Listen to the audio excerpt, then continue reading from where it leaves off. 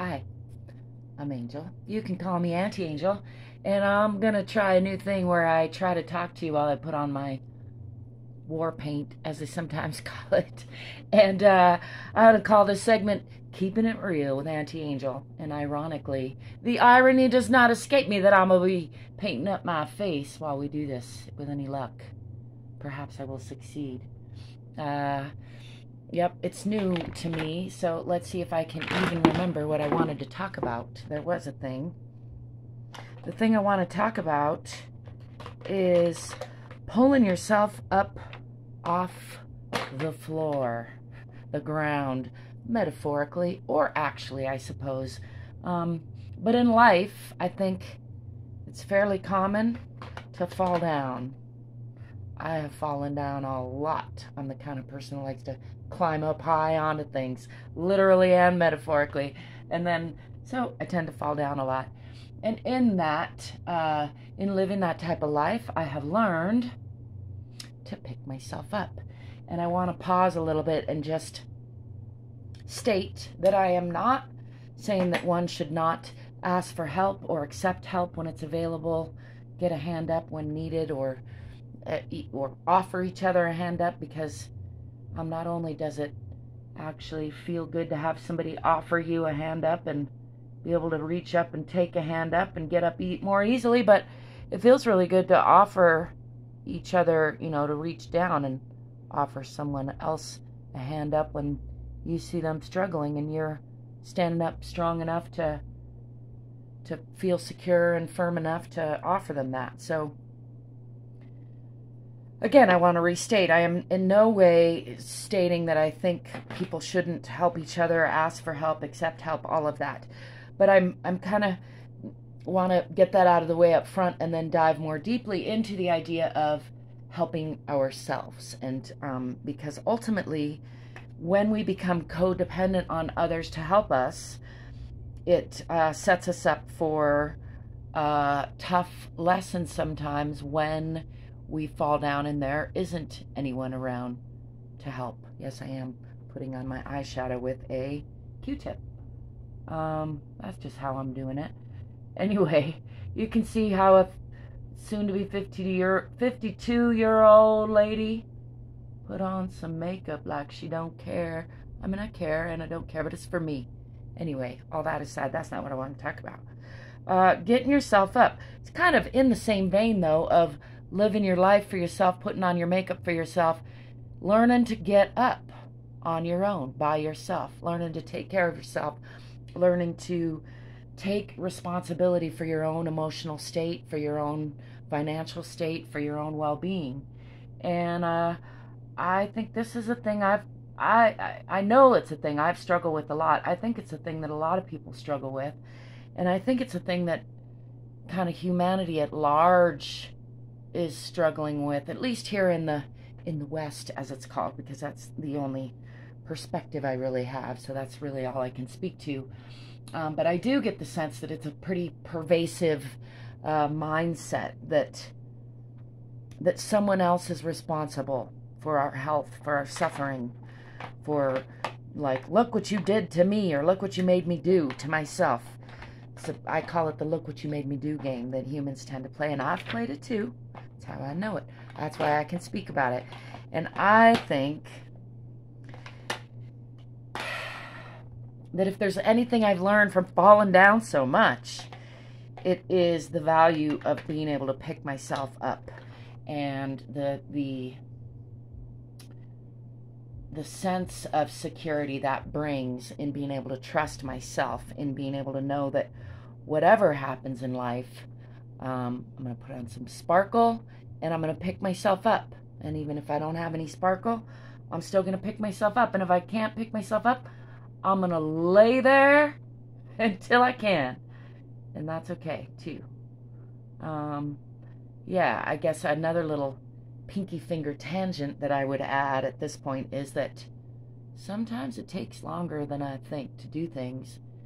And that's in my own wellness journey, in my own mindset journey, I find that reminder helpful sometimes from the people that I follow. So I like to pause and remind myself that it is a journey, and that there's not a set amount of time that it takes, and that it often takes longer than you think.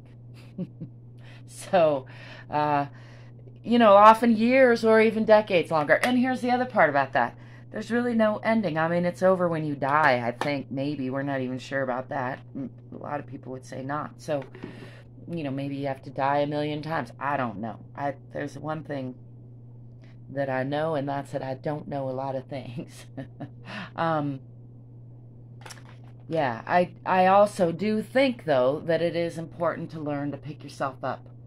And it's an interesting thing, because it's like the more independent, when I was younger, I learned to be very independent, and perhaps to my own detriment. There's a meme out there about extreme independence being a trauma response, which I've reacted to from a traumatic place.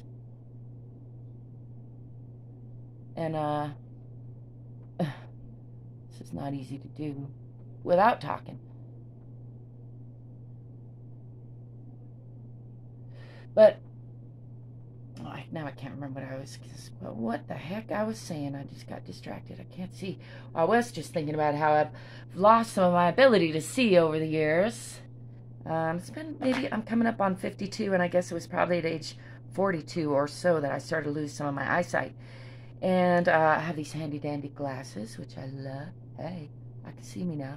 But it's been quite an adjustment, and that's probably a perfect example of things that happen in our lives that we don't, like, even though you can foresee that, because it's something that happens to a lot of people, there's no way you can foresee it. At the same time, I had really good vision, and so as my eyesight started to go, it's just something like you can't really fathom. In fact, you wouldn't want to fathom, and maybe, I mean, at least if you're me, you wouldn't. But nonetheless, it's happened. It is what it is. And while I, of course, will continue to do my best to offset that in all the ways that I can by eating healthy and exercising my eyes and compensating with glasses and all of that, it's still just a thing that I've had to deal with, and that many people have to deal with, and there's no one can save me from that. So it's, I guess a small and big example of how there are going to be things in life that no one else can save us from. And the sooner we get used to ultimately being the ones that are responsible for our own health and wellness, ultimately knowing, being okay with that fact, knowing that it's nobody else's responsibility to take care of us. It's nobody else's responsibility to make us happy or healthy or joyful or feel loved or any of that. That is our responsibility once we're grown up. A lot of us as children maybe didn't get all of that. I think most of us as children don't get all of it. I think it's more rare than common to get all of it. But it's, most of us are on some spectrum, let's say, of how much of that we get in some sort of ideal childhood recipe, the right amount of nutrients for a child. Not too much so you grow up tough, but not too few so you don't grow up needy and chaotically attached, or dysfunctionally attached. I think probably at least half of us, the statistics would probably agree, probably half of us or so are insecurely attached or chaotically attached, as in have some issues with that, and so have to parent ourselves when we grow up, basically, to a lesser or more extreme degree. I'm finding at age 52, it's kind of extreme degree that I have had to maybe parent my own parent and myself and my child, and I probably haven't done a perfect job. You think? I mean, what are the odds that any of us would do a perfect job? I think not that good. But one of the offshoots, one of the good and bad aspects, outcomes of being raised without a lot of parenting, is learning very early and deeply how to take care of myself, and that was necessary to survive. And I was emancipated at age 14, I think. Started to leave home around 13. My earliest memories of being very independent and realizing no one else could save me in a perilous position start around, 3, going all the way back throughout my life. And I know a lot of humans have that, and a lot of humans probably don't. And so, I believe there's good and bad to everything. The bad of that is it's caused a lot of chaotic attachment and struggles with my own ability to have intimate relationships in a healthy, non-hard way. And then, on the good side is I'm very good at taking care of myself and understanding that it's my responsibility, my own wellness, my own happiness, my own life.